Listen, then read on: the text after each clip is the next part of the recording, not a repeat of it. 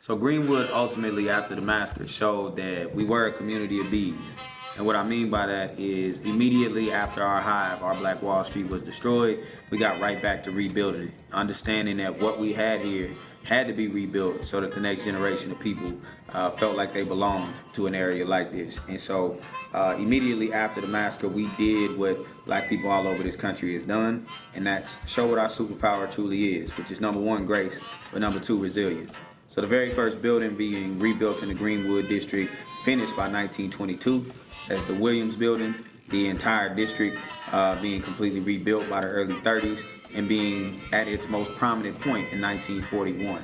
So 20 years after the massacre destroyed everything that Black Wall Street had, it had already built itself up to a different level of prominence after that. And so Greenwood is a story of what happens when we truly put our minds and our dollars together. People lost their lives during the massacre. People lost everything that they had, but the one thing they held on to was the belief that they could do it again. And so that's what ultimately was done here. And up until urban renewal, Greenwood thrived. Greenwood was still the Greenwood of old. And so as people come into Greenwood and ask about the history, it's mandatory that I teach them about that rebuild, because that rebuild really speaks to the power and the ingenuity of Black people. Being denied every insurance claim, every file, being denied any federal help. The federal government made an inquiry about helping in Greenwood, and the white Tulsa leaders at the time, turned down all of that and said, you know what, no, we're gonna help. And not one penny was dedicated to the Greenwood district to rebuild what was done here. And so despite all of that, despite not being able to purchase material to rebuild in this area, despite everything that was done, Greenwood did rebuild. And I'm, a beneficiary of that.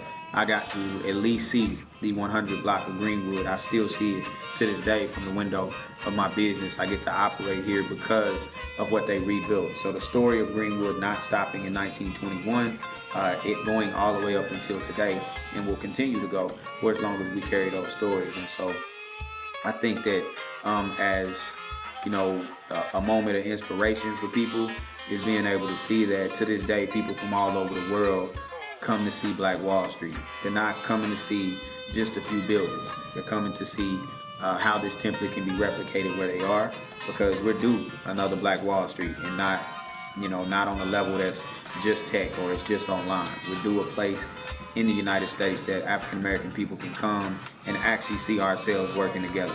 And Greenwood did that. Greenwood showed that it was possible despite everything they had to deal with in that time period. From having a dream of opening a business was dangerous back then, but they did it anyway.